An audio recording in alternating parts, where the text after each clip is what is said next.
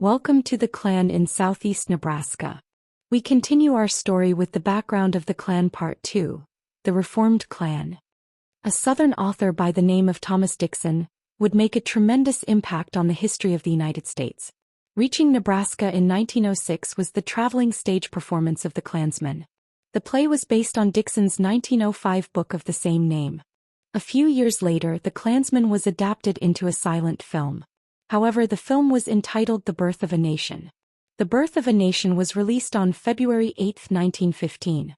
The film was set in 1865 with the assassination of President Abraham Lincoln by John Wilkes Booth. The film was unapologetically racist and portrayed blacks as deviants and predators. Conversely, members of the K.K.K. were depicted as heroes and protectors. The impact of the film cannot be overstated. It is noted as the reason for the return of the Ku Klux Klan immediately after the film's release. The film, rather than book, made an enormous impact because the film reached a wider audience. President Woodrow Wilson had a private showing of the film in the White House. Inspired by the film, an Alabaman named Colonel William J. Simmons formed the Second or the Reformed Order of the Klan. Simmons' self-bestowed official Klan title was Imperial Wizard and Emperor of the Invisible Empire of the Knights of the Ku Klux Klan. Simmons envisioned the K.K.K. as following in the footsteps of the original Klan, the Crusaders, the French Revolutionists, and the early Christians. Simmons re-implemented much of the previous Klan as a way of paying homage. But Simmons wanted to go above and beyond the original Klan by not only spreading the organization throughout the South, but also in the North. The Klan would do just that and even enjoyed levels of success in several other countries. Simmons breathed life back into the K.K.K. because he felt the work of the original Klan was incomplete. According to Simmons' wildly distorted version of history, after the Civil War, freed slaves organized and controlled elections in the South under martial law. The alien Negro race had made their way into local and state governments and in the courts, for which, according to Simmons, they were wholly unqualified. By holding such offices, the black population was attempting to usurp the supremacy of whites. Simmons further alleged that black people were taught to hate all Southern whites. He was infuriated by stories of black men having their way with white Southern women during Reconstruction. He felt that the first K.K.K. had to come into existence during Reconstruction to stop the alleged atrocities, to quell what he considered a constant flow of white blood, and to stop the rise of the inferior race. The second K.K.K. was to pick up where the original Klan had left off. Simmons also felt oppressed by immigration and the introduction of diverse peoples who, he warned, were multiplying rapidly. So rapidly, in fact, that white Americans risked being overtaken by inferior races. Per Simmons, race wars were inevitable if the second K.K.K. did not put things to rights. Simmons saw some level of success. He had promoted the K.K.K. to the extent that he had a central office. Men were signing up by the hundreds and money was flowing in. But Simmons' office was ramshackle and he was spending more money than he was bringing in. Therefore, Simmons needed help. In 1920, Simmons hired a publicity company, the Southern Publicity Association, owned by Mrs. Elizabeth Tyler and Mr. Edward Young Clark, to work directly beneath him. Tyler and Clark were long-term business associates as co-owners of the Southern Publicity Association and other conservative efforts. The Southern Publicity Organization had various clients, including one that promoted temperance. Under the auspices of the Southern Publicity Association, Tyler and Clark acted as Klan publicists, promoters and fundraisers.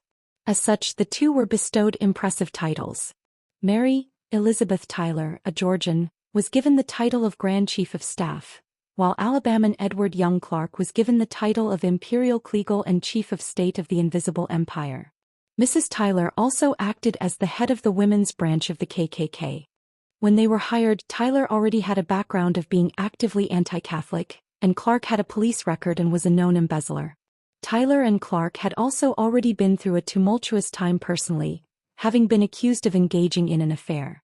Back in October of 1919, the two were arrested while at a building owned by Tyler located at 185 South Pryor Street in Atlanta. Alcohol was found on the premises. Tyler and Clark were convicted of disorderly conduct, while the charge for alcohol possession was dismissed. Per Clark, the arrest was the result of an angry wife who needed grounds for divorce. Clark had apparently abandoned his wife and young son. With the K.K.K. under their control, Clark and Tyler made instrumental moves. The KKK became an incorporated entity, and headquarters moved to a grand office. They hired recruiters tasked to promote the Klan nationally. Shortly after the first national office opened, state offices followed. The use of motivated recruiters and the keen publicity and organizational skills of Clark and Tyler resulted in the Klan becoming widespread and wildly profitable within a short time. The KKK was patterned after a government with a constitution and an army with titles signifying rank. Klan terminology was identical or reminiscent of the original Klan. With Clark and Tyler in charge of the business end, Simmons had more time to cross the country to further promote the KKK with public appearances. Most Klansmen across the country did not realize that founder Simmons did not administer the Klan, but that Clark and Tyler were actually running and managing the organization. With the Klan as their biggest client, Clark and Tyler negotiated terms that made them rich. In addition, they managed the company called Searchlight, which published all of the Klan's materials. Mrs. Tyler was able to purchase a large, luxurious home in the countryside. The large home still exists on Howell Mill Road, now located within the city limits of Atlanta. Southern Publicity Association was successful in the dissemination of Klan rhetoric. The Searchlight was published in Atlanta from 1920 to 1924. As noted, amongst the Klan's tenets was patriotism, Protestantism, and anti-Catholicism. Because readership of Klan material increased, readership of the Fellowship Forum, a patriotic and anti-Catholic publication, also increased. The Fellowship Forum, founded by Masons, began publication in Washington, D.C. in June of 1921. Together, the Southern Publicity Association and the Fellowship Forum were a key factor in the spread and success of the Klan. The Klan also promoted itself by producing propaganda films and the use of their own radio station. The press discovered that Tyler and Clark were the real leaders of the Klan and then uncovered their arrests in 1919, the implications of an affair, and the implication of the use of alcohol since alcohol was found on the premises. It was a scandal and the publicity damaged the Klan. There were calls for Tyler and Clark to be fired. However, Simmons retained Tyler and Clark in their roles. This despite them having broken cardinal Klan rules. The Klan was against alcohol consumption, immoral behavior, and engaging in sexual intercourse outside of the marriage. The nuclear family was paramount, and at least one nuclear family had been destroyed by Tyler and Clark. The lack of accountability led to fanaticism on the part of some Klansmen. In October of 1921, an unknown gunman shot 5 bullets through the bedroom window of her country home in an attempt to kill Mrs. Tyler. Her daughter, Doris, and other women were in the home at the time. The gunman called a newspaper office and claimed responsibility for the shooting, saying that founder Simmons was his next target. Mrs. Tyler noted to the police that the security guard had just left his post prior to the shooting. The Klan was negatively impacted by the scandals. Many members thought they had joined a fraternal organization led by an imperial wizard who shared their values and vision of the country.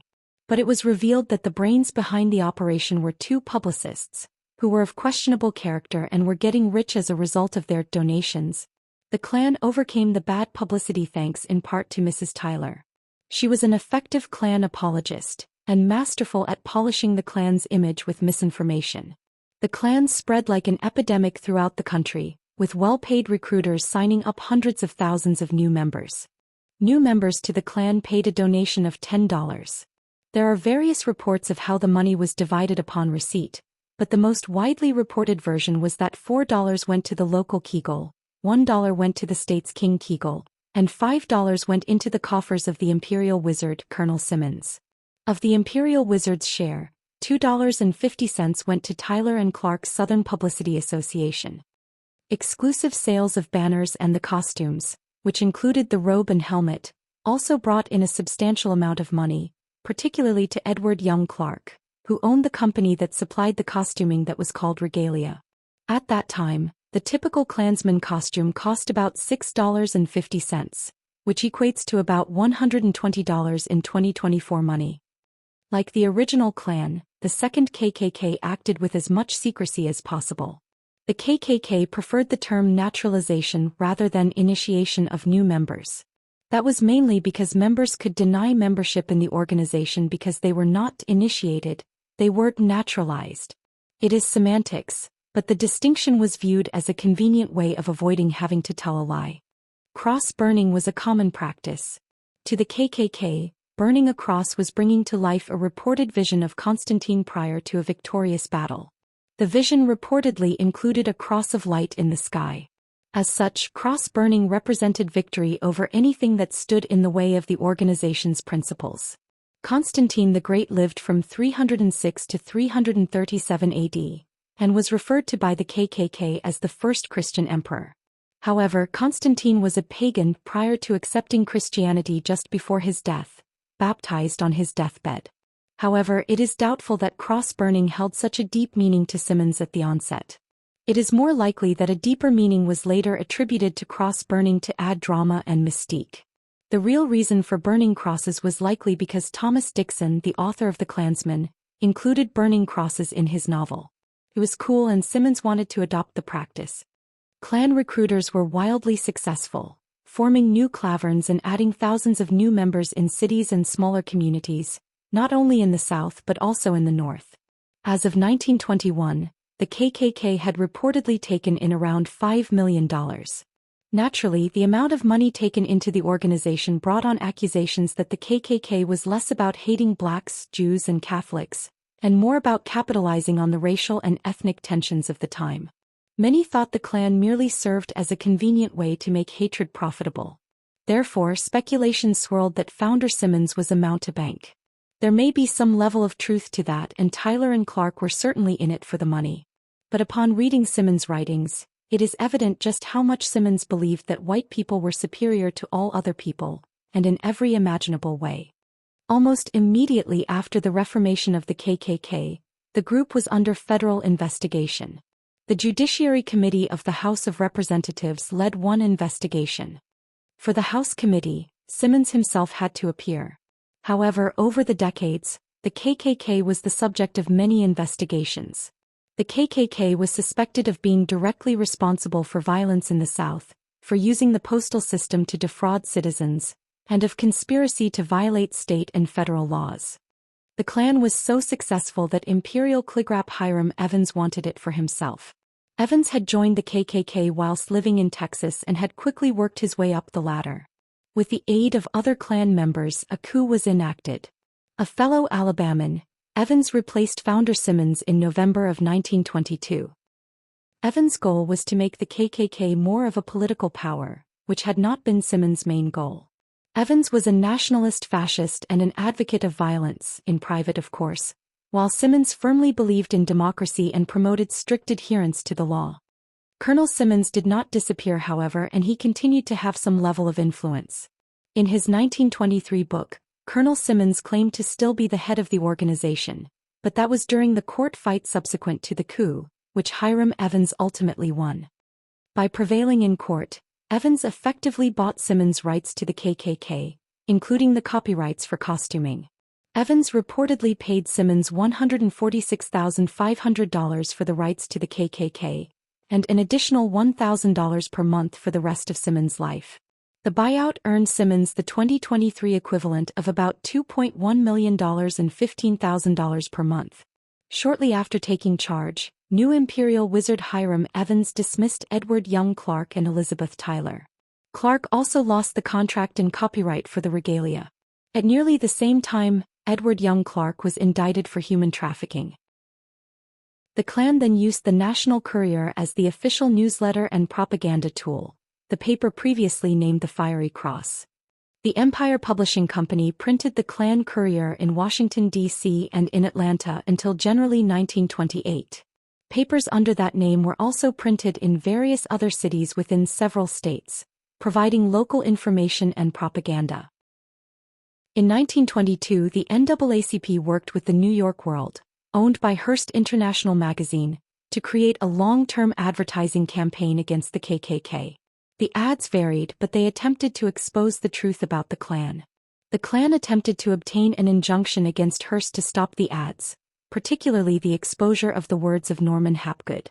The Klan argued in court that the KKK documents exposed in the ads were stolen or were sold wrongfully by a disloyal Klansman. However, Hearst's attorneys were able to show that the documents were actually gathered by the Justice Department. The KKK lost the lawsuit. What you are seeing is an example of one of the ads, this one appearing in an Omaha newspaper in 1923, exposing the words of Klansman Alex W. Christensen. Former Imperial Wizard Colonel William Simmons started yet another Klan-like organization in early 1923, calling it the Knights of Camellia. The Camellia was only for women. Local groups were called courts, and the leader of the court was the Queen. Once again, Simmons brought in Mrs. Tyler to print the group's literature through the Searchlight. However, the Knights of Camellia went all wrong for Simmons. Imperial Wizard Hiram Evans filed for an injunction against Simmons' Camellia by mid-1923, affirming that the new group was in direct violation of the recent agreement regarding the rights to the KKK. The women of the Camellia also sued Simmons for $25,000, alleging that Simmons did not follow through on the promise of organizational preparations for the secret society. Because Simmons had settled in court with Hiram Evans over rights to the KKK, the women of the Camellia viewed him as a traitor to the cause and banished him. None of this stopped Simmons, however. By early 1924 he was already planning to start another secret order called the Knights of the Flaming Sword. But Elizabeth Grow, a remarried but sickly woman, died in 1924. Therefore Simmons lost his publicist. In its short life, the Camellia had been popular and welcomed by women, and many KKK klaverns across the country likely felt the pressure to allow women into the organization. The practice of allowing women directly contradicted the Klan handbook, which stipulated that the organization only allowed native-born American white Protestant men, and only upon recommendation. Women were allowed into the Klan nevertheless, with Evans making the Women's Auxiliary official on June 3, 1923. The women's official headquarters was in Little Rock, Arkansas. The Klan was so financially successful that lobbyists were put on the payroll. Klan lobbyists are, in great part, responsible for the passage of the Immigration Act of 1924, also known as the Johnson-Reed Act. The act put a quota on the number of immigrants allowed into the U.S. Immigrants were already barred due to a literacy test within 1917 immigration legislation, but the 1924 Act went further, excluding all immigrants from Asia. White Europeans, particularly from Britain and Germany, were still allowed to immigrate to the U.S. The result was Aryan-like homogeneity, and that was the goal of the Klan. The act was not revised until 1952. Under Evans' leadership, the KKK also formed groups for children. The Junior Klan Four Boys was addressed in 1923, with a constitution, bylaws, and official rituals adopted in 1924. In Nebraska, the K.K.K Club was the organization for girls aged 12 to 18. Indoctrination started as early as possible. After Evans gained control, the Klan effectively split into two factions, albeit for a short time. Evans led a faction of states and David C. Stevenson led another faction. David Stevenson had been instrumental in the coup to take over the Klan, and he was rewarded with the title of Grand Dragon. Imperial Wizard Evans moved the national headquarters of the KKK to Washington, D.C. Shortly thereafter, the Klan paid $2 million, or $36 million in 2023 money, for a new headquarters in Atlanta. The Imperial Palace had a street address of 2699 Peachtree Street. The large three-story Georgian mansion and elaborate landscaped grounds served as the home of the KKK for several years. Imperial Wizard Evans personally occupied the facility, until his large new home in Atlanta was completed in the 1930s. The Klan set up Buckhead, an industrial plant located less than a mile from the Imperial Palace. The facility was used as a printing office and regalia production. In August of 1923, Buckhead was producing about 1,800 robes per day and shipping out about 6,000 robes per week. As of September of 1924, Buckhead was shipping out an average of 5,000 Klan robes per week. Many of the employees within the plant were female Klan members. Back when Edward Young Clark had been in charge of costuming, the Klan was charging $6.50 for a typical Klanman's robe. Under Evans' leadership, the cost reduced to $5, and the costumes were made in the Klan's own manufacturing plant. Costuming varied by rank, but was reminiscent of the original Klan. The more elaborate costumes were for officers and the plainer costumes were for the ordinary Klansmen. There was a wide variety of costumes in between those stations. All costuming was rather expensive. A single KKK banner cost $40, which would have the buying power of $598 in 2023. Those inside and outside the Klan would sometimes refer to the costume as a nightie for obvious reasons. By September of 1924, expansion of the Klan in the North was wildly successful. When taking into consideration the provisional Klan members, the North included similar larger percentages. Evans developed the National Lecture Bureau. Lecturers traveled the country giving speeches, and almost all of the lecturers were ministers. Klan lecturers were successful in growing the Klan. In 1925, National Grand Dragon David Stevenson was convicted of abduction, rape, and murder, and was sentenced to life in prison. Subsequent to his imprisonment, Stevenson revealed a great deal of information about the KKK. What followed Stevenson's admissions were more scandals, infighting, and lawsuits involving various Klansmen and Imperial Wizard Evans. All of the publicity harmed the Klan. A number of members left the organization as a result. Thousands of remaining Klan members descended on Washington, D.C. in September of 1926 for a convocation. On the 13th of that month, thousands of Klan members in full regalia marched down Pennsylvania Avenue from the Capitol to the Washington Monument. The parade lasted for hours. The Great Depression, that lasted from 1929 to 1939, weakened the Klan. Over time, Klan membership dropped dramatically and included mostly members located only in the southern states. The Klan experienced financial difficulties, and Evans sold the Atlanta headquarters known as the Imperial Palace in 1936. Oddly enough, the building was sold to a Catholic organization. Evans then announced his impending retirement. Before leaving the organization, Evans reversed his opinion of Catholics after spending time with them. After years of persecuting Catholics, Evans noted that Protestants needed to work alongside Catholics because they all believed in the same God. Evans then announced that he would learn more about the Jewish faith so that he could fully understand it. Evans was then a traitor to the tenets of the Klan, and he resigned in June of 1939. Evans' replacement was Imperial Wizard James A. Colescott. Imperial Wizard Colescott was a Klan purist. He attempted to return to the basics and attract new membership. Prior to the United States entering World War II, the Klan allied itself with the German-American Bund, a pro-Nazi organization. The alliance fell apart once the United States entered the war. William Stetson Kennedy, an author and Southern human rights activist, infiltrated the Klan undercover in the 1940s. Kennedy then provided Klan secrets to government officials, and aided in belittling the Klan by providing secret information to the producers of a radio program called The Adventures of Superman.